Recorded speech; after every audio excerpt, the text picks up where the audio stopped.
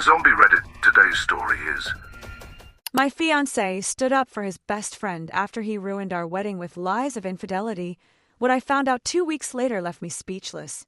What happened on my wedding day was beyond anything I could have ever imagined, and even now, several days later, I still find it hard to believe it actually happened. To put things into context, I am 28 years old and have been in a relationship with Cal, 30, for 5 years.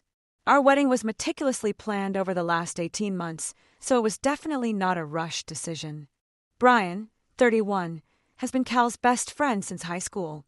Their friendship is so close that they practically consider each other brothers. Brian was going to be the best man at our wedding, and I always tried to get along with him and respect their friendship, although sometimes I felt left out when they were together. We chose a beautiful venue in upstate New York for the ceremony and invited approximately 150 people. My parents contributed significantly to the wedding budget, and my entire extended family traveled from different parts of the country to attend. It was truly a big family reunion. The friendship between Cal and Brian has a deep history. Cal was there for Brian during his parents' painful divorce, and Brian supported Cal when he faced difficulties at the beginning of his professional career. Their bond was considered legendary among their circle of friends. I always respected this friendship, even when Brian's jokes seemed to cross certain boundaries. The constant presence of Brian in our relationship was something I learned to tolerate over time. Brian is the kind of person who always seeks the spotlight and enjoys overstepping boundaries under the guise of humor. For example, when Cal and I moved in together, Brian would joke that our apartment was also his space. At first it was funny, but it stopped being funny when he started showing up unannounced or sleeping on our couch after hanging out with Cal. When I mentioned this to Cal, he said I was exaggerating and that Brian was just comfortable with us. However, as time went by, those boundaries became more difficult to ignore. Brian had a habit of meddling in situations that didn't concern him. Early in our relationship, he would make comments disguised as jokes. If I cooked for Cal, Brian would make a big show of tasting the food and pretending to choke, saying things like, "It's a good thing Cal has me, or I'd starve." When Cal proposed to me, I hoped things would change. I hoped Brian would respect this new stage in our lives, but his interference only increased. He organized a stag party without consulting me and constantly made comments about how marriage represented the end of freedom for Cal. There was an incident during the preparations that still infuriates me when I think about it. Cal and I had a disagreement about the guest list. He wanted to include some old university friends, while I thought the list was already complete. I later discovered that Brian had been encouraging Cal, saying things like, "It's your day too, not just hers, and don't let her control you, mate." When I mentioned this to Cal, he just shrugged and said, Brian was just being Brian. The rehearsal dinner was the first big red flag. Brian gave an uncomfortably personal toast. He told embarrassing stories from Cal's past, making comments that seemed more like deliberate attempts to humiliate him than friendly jokes. I remember noticing the uncomfortable look on my future mother-in-law's face. But then Brian made a comment about how difficult it was for him to let go of Cal, and he hoped that I would treat him as well as he had treated him. From his tone, he didn't seem to be joking. That night, I mentioned it to Cal, but he insisted that Brian was probably just nervous about giving a speech. The morning of the wedding was too much. I was surrounded by my bridesmaids, my mother and my cousins, all helping me with the preparations. The venue looked spectacular, exactly as I had imagined it. For a moment, I allowed myself to enjoy the excitement. My family and friends were there, and I was about to get married. And then it all fell apart. My cousin took me aside, visibly uncomfortable. She showed me her phone with a group message that Brian had sent to several of the groomsmen. In it, Brian claimed that I had been unfaithful to Cal during our engagement and that Cal was only going through with the wedding out of obligation. These accusations were completely false, and I knew that Brian was playing one of his jokes. The worst part was that somehow the messages had spread beyond the groomsmen, and many guests didn't know it was a joke. I went to find Cal right away. I found him in a separate room with Brian, laughing about something.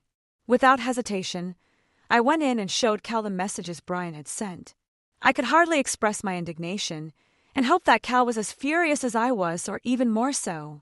I thought I would say something to Brian immediately, that I would even expel him from the wedding, because he was playing a terrible joke at the worst possible moment and on the worst possible subject for a wedding. Instead, Cal barely glanced at the screen before starting to defend him. He said to me, "Brian is just playing, you're overreacting." To him, I was overreacting, but the joke didn't just affect me because it insinuated that I had been unfaithful, but also him because it suggested that he didn't care about my supposed infidelity. To make matters worse, he accused me of always being tense with Brian and of never having accepted him, and that I was just looking for an excuse to ruin the atmosphere. Ruin the atmosphere. My mind was racing. Not only was Cal not defending me, but he was also turning the situation around, as if everything was a problem created by me. Then he said something that really hurt me. "You've always been jealous of our friendship," he added, as if this whole situation was just some absurd competition I had invented. What kind of partner would I be in marriage if he wasn't even able to stand up for me on our wedding day? I told him he could marry Brian if he cared more about his friend than his future wife. I left the room, packed my things, and left. My bridesmaids and my family were confused. I briefly explained what was going on, but I didn't want to stay there any longer. I just knew I couldn't go through with it. I picked up my phone, told my bridesmaids I needed a moment alone, and left the venue. From that moment on, everything has been a disaster. My father has not spoken to me at all. He is furious, and I understand why. From his perspective, I abandoned the wedding, leaving everyone confused and embarrassed. A wedding that, moreover, he largely financed. My mother has tried to contact me, but even she seems unsure whether I made the right decision. Some of my relatives have called and sent messages, and those who are not directly angry are still concerned about the family reputation. They think I overreacted and made a mountain out of a molehill. Cal has been leaving me voicemails almost every day. At first, he was angry that I had humiliated him and ruined his life. Then he started to apologize, although his apologies didn't seem sincere. He kept insisting that it was just a joke, that Brian didn't mean any harm, and that I should have let it go. And then there's Brian.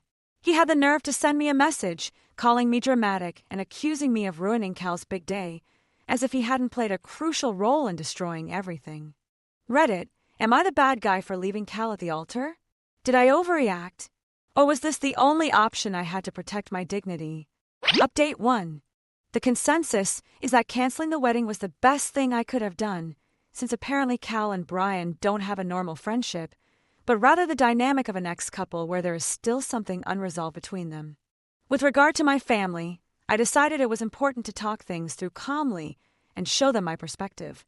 I understood how it must have seemed to them, disappearing on my wedding day with a rather incomplete explanation. And that's what I decided to do, although I didn't feel ready to face the chaos that was building up on Cal's side.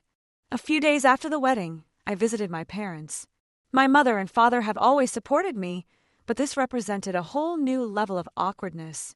My father, especially, had taken Cal in like a son when we got engaged. He always bragged about Cal to his friends, commenting on how excited he was to have a son-in-law he could connect with. I knew how much they had invested emotionally and financially in the wedding, so I was nervous about how they would take all this. When I arrived, my mother greeted me with a hug, but my father barely looked at me. He was sitting on the sofa, pretending to check his phone, but I could tell he was upset. However, I was confident that once they heard the whole story, they would understand. I sat them down and told them everything: Brian's years of manipulative and disrespectful behavior, the group messages, Cal's complete lack of support, and how it all came to a head on the day of the wedding. I apologized for not taking the time to properly explain to them on the day of the wedding, but I was too upset to stay. My mother listened attentively, and she seemed calmer, as if a weight had been lifted when I finished. To my surprise, it was my father who spoke first. He admitted that he was disappointed, but not with me, but with Cal. He said that he thought Cal was a good man, someone who would protect and support me, and that he felt betrayed by how Cal had handled the situation. Then she said something that really struck a chord with me. "You got out at the right time. It's better to have a bad day than a lifetime of regrets." My mother nodded and added that she couldn't imagine what would have happened if she had gone ahead with the wedding. She confessed that she had always been uncomfortable with Brian's influence over Cal, but she didn't want to intrude by saying anything. My parents even offered to talk to my brothers and sisters to help explain everything, which was a great relief to me. When I left, I felt lighter.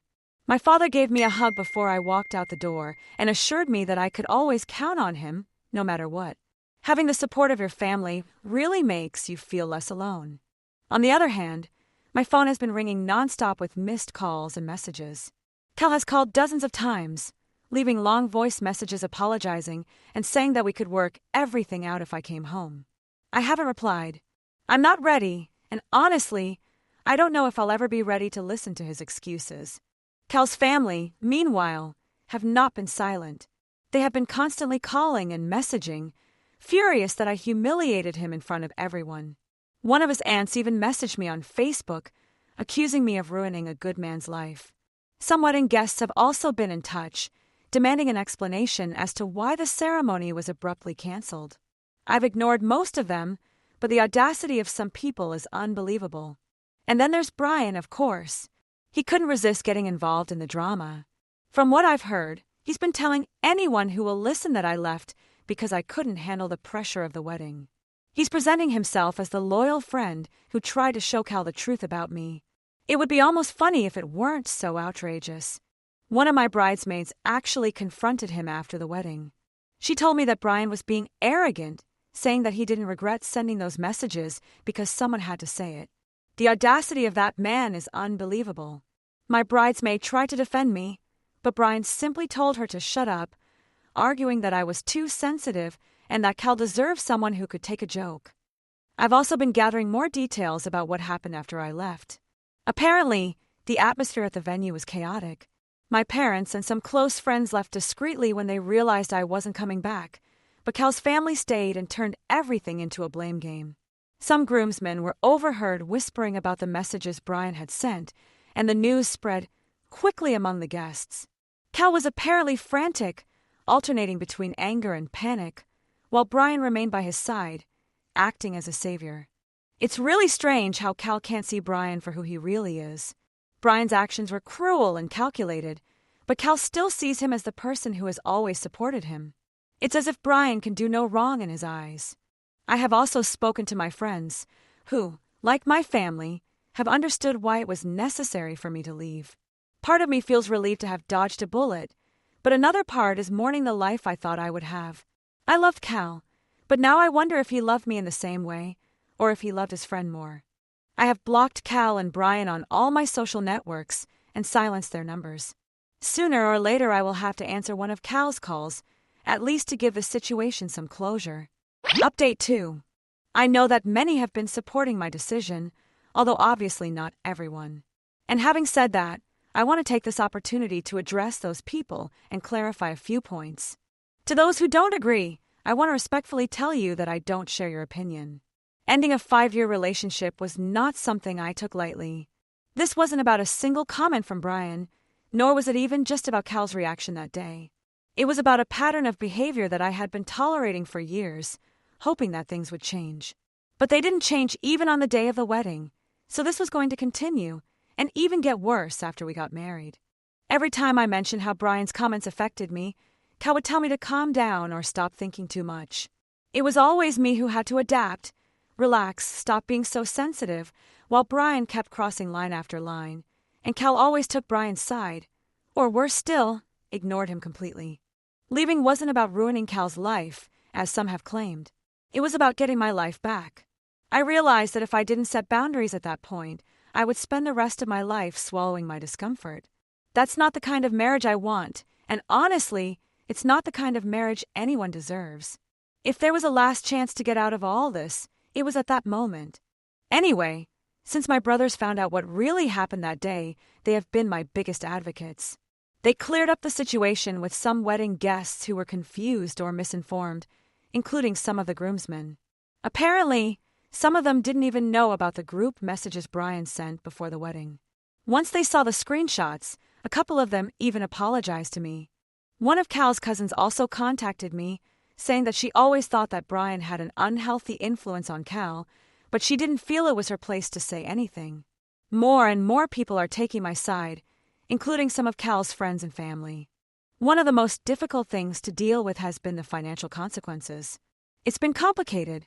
Some suppliers were understanding of the situation and didn't give me too much trouble for canceling at the last minute.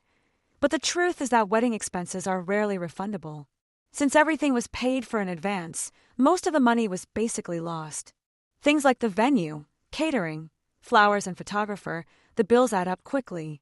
The only thing that gives me any comfort is that we hadn't signed the marriage license yet, so there isn't a legal marriage to dissolve. It's something I try to remind myself of when I get frustrated about the financial loss, but it doesn't make it hurt any less. Talking to my parents about the financial situation was really difficult. Eventually, I had to bring it up, especially with everything that had already gone wrong. I felt guilty that they were losing so much of the money they had contributed. My father, as always, was calm and rational. He told me not to worry, that my happiness and peace of mind were worth much more than any amount of money. He gave me his support, but I couldn't shake the feeling that I needed to make things right. My mother agreed, but also assured me that we would sort it out together and that my well-being was much more important. Although they both asked me not to stress about it, I insisted that I would pay them back over time. I don't want my parents to suffer a financial loss because of this, especially since they were only trying to help me have my dream wedding. As for Cal, I have made a conscious decision not to talk to him about the financial aspect. The idea of having a conversation with him right now seems like an emotional burden that I can't bear. Honestly, talking to him about anything is exhausting at the moment, and the idea of adding the money issue to the mix would only complicate things further. I don't trust that it's fair or reasonable in that respect. I still feel Brian's influence is present, and if I had a conversation with Cal about finances, it would probably turn into another battle that I don't need. I have decided that, for my own peace of mind, I will handle the financial consequences with the support of my family, and that's it. I don't want to involve Cal in this process. It's already too complicated. I've been staying temporarily with my parents, after having spent a few days with a friend at the beginning. Some friends have also been in touch to see how I am, and I've begun to realize who my real friends are. A couple of people I considered close haven't said a word since the wedding, probably because they're still on Cal's side. It hurts, but I'd rather know who's really on my side than maintain false friendships. I haven't spoken to Cal's parents, but I imagine they are supporting him at the moment, so I don't think I'm missing out on much by not contacting them now. They contributed very little to the wedding in financial terms, so it's not as if we need to talk about that. Update 3. Hi everyone, it's been almost 2 weeks since the wedding day incident, and although I can't say that everything is magically better, I'm fine. Life has mechanisms for dealing with this kind of situation. Things haven't changed much, but there have been some developments, some more significant than others. I recently moved out of my parents' house. Don't get me wrong, they've been wonderful throughout this process, but after a few weeks of being back in my childhood bedroom, I started to feel like I needed my own space again. Fortunately, one of my close friends was looking for a flatmate, and the timing couldn't have been better. Unfortunately, Cal doesn't seem to understand that our relationship is over. Maybe I should have a clear conversation with him, but if after everything that has happened he still doesn't understand that the situation is irreparable because of him and his friend, I don't think a chat will change anything. He keeps contacting me, and although his tone has changed, it's still exhausting. At first, his messages were defensive, full of excuses and justifications, but now his apologies seem to be, well, finally in the right direction. He admitted that it was wrong of him to take Brian's side. He told my parents that he had cut off all contact with him, which is a story in itself. He even went as far as to say that he wished he had recognized Brian's behavior sooner, that it was right in front of his eyes, and that he should have put me first. Apologies are good, but they come too late. It's like trying to rebuild a house after the foundation has collapsed. You can't just apply a fresh coat of paint and think that everything is fixed. Cal visited my parents when I was living with them, but he wasn't at home when he did so. He asked where I was and said he needed to talk to me to sort things out. My father told him he should take it as a hint that our relationship was over, but for Cal it hasn't ended and there are still ways to fix it, now that he has supposedly discovered what Brian is really like. My father, tired, told him that his daughter did not want to marry a gay man. Yes, my father also shares the same theory as many of you, that the relationship between Brian and Cal is more than just a friendship, especially after I told him about the comments in these posts myself. After thinking about it, I decided it would be best to address this directly. It's not a face-to-face conversation, but I wrote him an email. I felt it was the safest way to communicate without getting involved in another exhausting conversation. In the email, I clarified everything. I asked him to stop involving my parents and harassing them by looking for information about me. I made it clear that our relationship was definitely over, that nothing he said or did would change my decision. I also warned him that if he continued with this behavior, I would have to take more serious measures. I didn't want to sound harsh, but I needed to set a clear limit. The most important thing about this update is that my father and I have decided to take legal action. My father has been consulting with his friends, some of them lawyers. Although they are not specialists in lawsuits of this kind, but in other areas, they have informed him that Cal and Brian could be sued for the wedding expenses. They think my father could have a strong case, as they were responsible for ruining the event, Brian with his message, and Cal by not taking the matter as seriously as it deserved. He is now working with a lawyer they recommended, but it is all too recent to know if this will proceed and if we can win. My lawsuit is against Brian. I will join my father's legal action to get my money back, but at the same time I will sue Brian for defamation. He will have to prove in court if he has evidence of his accusations of infidelity. I am completely sure that he does not. I hope I don't have to go as far as to request a restraining order against Cal if the email isn't enough to make him stop bothering me. I guess I'll report back in a future update. Update 4. This update is mainly about the lawsuits, which is why I haven't shared any news for so long. Cal stopped bothering me, and everything was relatively quiet, apart from the legal process. But I also have some important things to share, situations that arose as a result of the lawsuit, and they are much more interesting than the money issue. However, I'll save it for last, because if I mention it now, no one will read about the legal process. The lawsuits have progressed favorably, or at least as well as could be expected. We knew that we wouldn't recover all the money from the wedding, especially considering the legal fees. But my father has recovered a significant portion, as have I.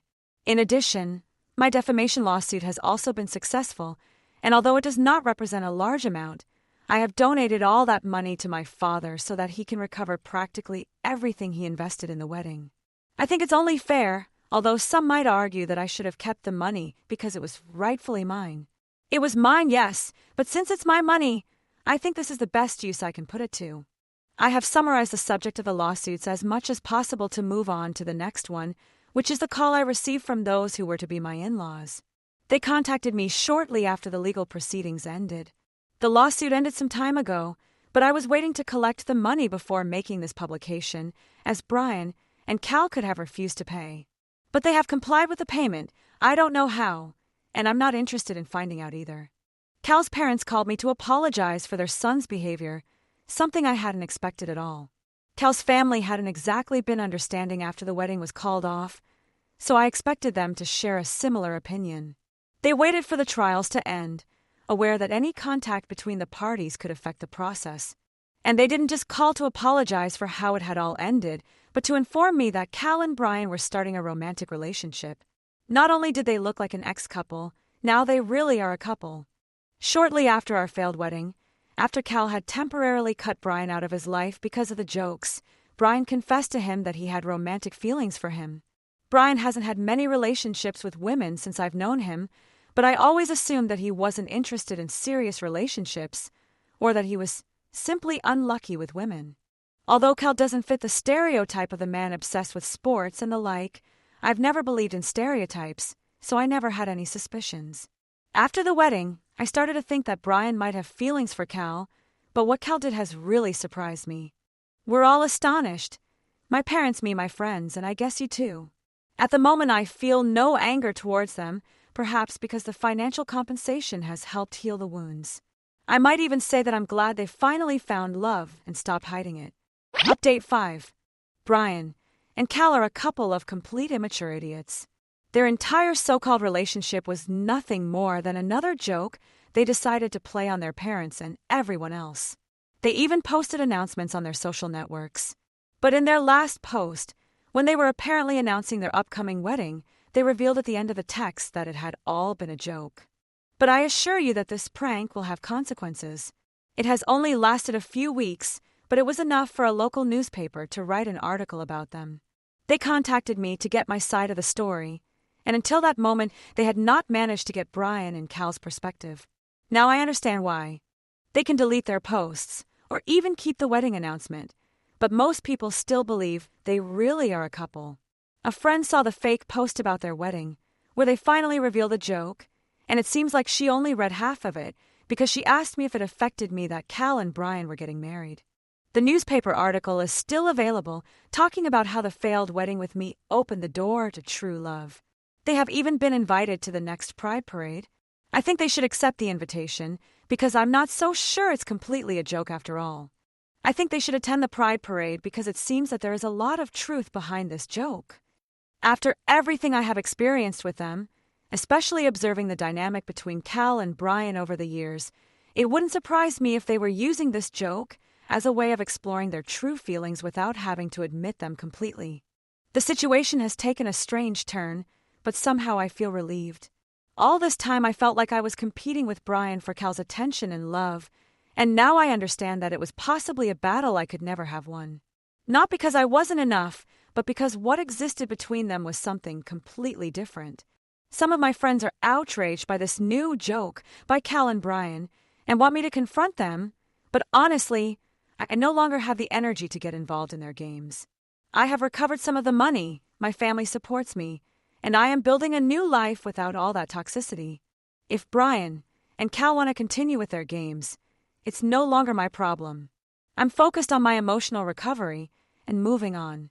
Sometimes I wonder how I could tolerate 5 years of such a dysfunctional dynamic, but I guess love makes us accept situations that, seen from the outside, are clearly unacceptable. As a final note, several of my friends have seen Cal and Brian together in situations that don't exactly look friendly. So, joke or not, there seems to be something deeper going on there. And frankly, it just confirms that I made the right decision in leaving that relationship. Thank you all for your support during this time. It's been an emotional roller coaster, but I'm coming out stronger from this experience. Sometimes the most painful situations lead us to the places where we really need to be.